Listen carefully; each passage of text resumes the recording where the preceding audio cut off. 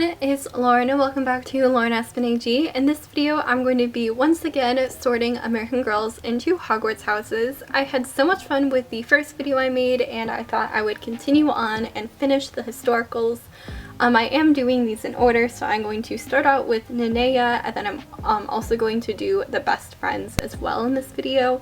Comment down below if you want me to do the Girl of the Years next because I definitely want to, and let's get into it. So first we have Nanea, who I put into Ravenclaw, and all this information I'm taking off of American Girl Wiki. I'll make sure to leave that website in the description.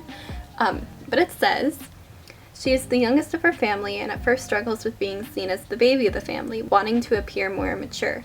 Nanea, as a star student, would imply that she is very successful academically and loves going to school and aspires to be a teacher someday. Nanea is very ambitious, often making plans in her mind in order to accomplish her goals, such as wanting to win a bike to prove her maturity. She can also be very stubborn and selfish at times, getting angry when things don't go her way. But despite this, she is a very caring person and longs to be a helpful member of her community. She has imaginative and creative ideas and is very good at thinking on her feet. When she makes mistakes, she works hard in order to make things right. This definitely screams at Ravenclaw to me. She loves school, wants to be a teacher. She's very imaginative and creative. Next we have Molly, who I have put into Gryffindor, and it says, even though she loves her parents, she often finds it hard to get along with her siblings, often getting into disagreements.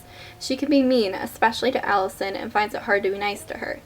She always wants to be original and is obsessed with glamour, especially from England. Molly finds it especially hard to be a follower. Molly is a big schemer, often the ringleader when she and her friends make plans. She often comes up with various plans to draw attention to herself. Several times these plans and ideas are wholly unrealistic or fall through. She definitely seems very Gryffindor to me, how she's a leader and how she tries to kind of draw attention to herself. I feel like that's more of a Gryffindor trait. Originally I actually put her in Slytherin because she likes to scheme, and I remember the first book was literally her and her brother just like messing with each other and pranking each other, so I'm like, that seems very Slytherin to me, but the more I read, I'm like, no, she's definitely a Gryffindor. Next we have Mary Ellen, who I've also put into Gryffindor. She is an enthusiastic, optimistic, ambitious, and imaginative girl. She longs to stand out but feels lost in the shuffle of her big, busy family. She's quite energetic, tends to take charge, and is quite the leader. Mary Ellen is always full of big ideas and imagination, though this often gets her into trouble. She uses most of her ideas to bring attention to herself, however this often causes disasters wherever she goes because she impulsively follows through with her ideas without much thought. I think Mary Ellen and Molly are actually very similar in how they, just want attention, and how she has all these big ideas. I don't know if this is an unpopular opinion or not, but I read her books back when they came out, and I found Mary Ellen to be really annoying. I'm so sorry to people who like her, but I couldn't do it. So next we have Melody. There was barely anything on the website for Melody, and they mostly wrote about, singing and stuff, and they didn't write about her personality as much, which is really annoying, but I put her into Hufflepuff. Melody, along with singing, likes gardening. She feels calm and peaceful when working in the dirt. She does not always feel like a leader, even when her actions show otherwise. She gets nervous in front of singing in a crowd or performing. There wasn't really a lot to go on, but I did put her in Hufflepuff. I feel like she could also go over to Ravenclaw as well, but I never finished her book, so I don't really know her personality, and it's been such a long time since I read it. But let me know what you think for Melody, because I struggled. Next we have Julie, who is definitely a Gryffindor. Julie is a fun-loving, happy, and spirited girl who is full of energy and new ideas. She is, however, prone to fits of despair at the upheaval of the world around her. She finds it her duty to stand up against the prejudice. Why can't I speak? She often tries to make the best of her situations and even courageously seeks to make some of her own changes. She's very determined and often surprises her friends when it appears she might be giving up. Generally, once Julie sets her mind on a project, she wants to follow it through on completing it to the end.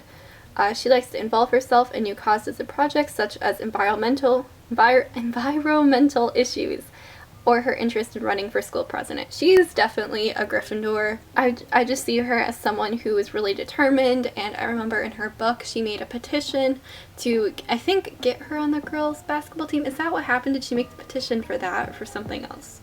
I'm like totally struggling, but you know, she definitely was very brave to, you know, protest against the fact that nobody wanted a girl on the basketball team. Next we have Courtney, who I've put into Ravenclaw. She likes to be in control of what is happening around her and struggles with the many changes that are happening in her life, such as her mother running for mayor of the town. She looks up to various women as role models and wants to see more female characters into video games.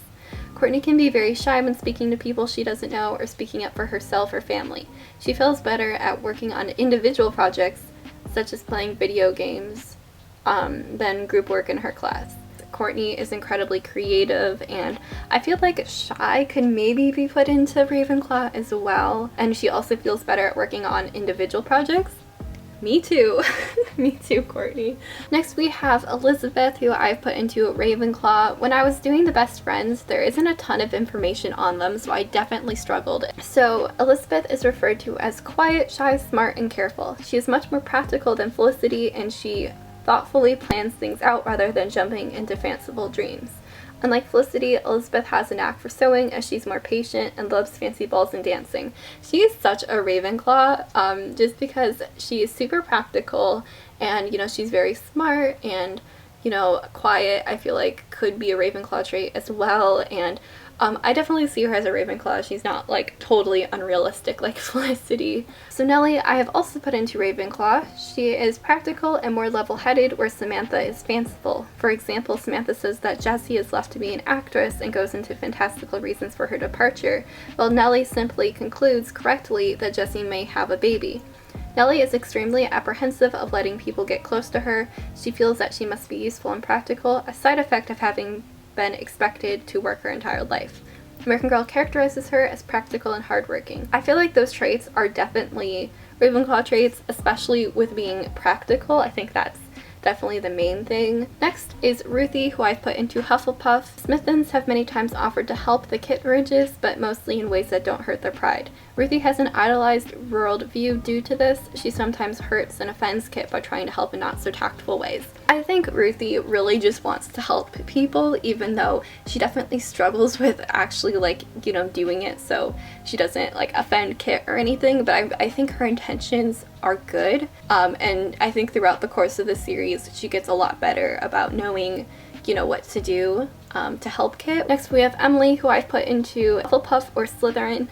Hi, okay, I'm back. My camera just went black when I was recording, and I changed the battery and the screen started to flicker.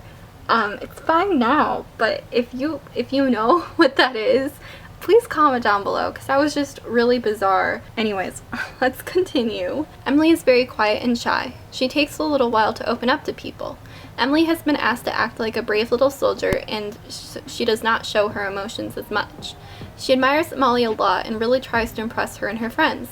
Emily is often afraid of not fitting into American society. So I feel like I'm gonna make a character comparison, and I don't know if this is crazy or not, but it's just what I was thinking. So I'm gonna compare her to Natasha Romanoff, or Black Widow. I think for a long time in the movies, I feel like Natasha was a very Slytherin character, but as she found family with the Avengers, she kind of became a Hufflepuff, and I feel like that's Emily. When she gets to America, she definitely, you know, isn't showing a lot of emotions, and you know, she's definitely seems more like a Slytherin to me, but then once her and Molly get closer, I definitely see some like major Hufflepuff energy coming from her, but that could just be me. Lastly, we have Ivy, who I've put into Slytherin. There wasn't a ton of information on her either, but I wrote, she wants to make her family proud, she loves gymnastics, and hates to mess up in front of a crowd. Ivy often doesn't understand Julie's bouts, I don't know what that means, Julie's bouts into trying to change the world. I see her as a Slytherin because I feel like with her gymnastics, she's kind of ambitious, and I'm pretty sure she wants to go to the Olympics, or at least do very, very well in gymnastics. And I feel like Slytherins can be slightly more pessimistic versus Gryffindor's being very optimistic, so I feel like Ivy is kind of maybe a little discouraged when it comes to trying to change the world like Julie, and I kind of see that as more of a Slytherin trait. So those were all of the dolls. Thank you so much for watching. Please consider subscribing, and I hope everyone has a great rest of their day. Bye everyone!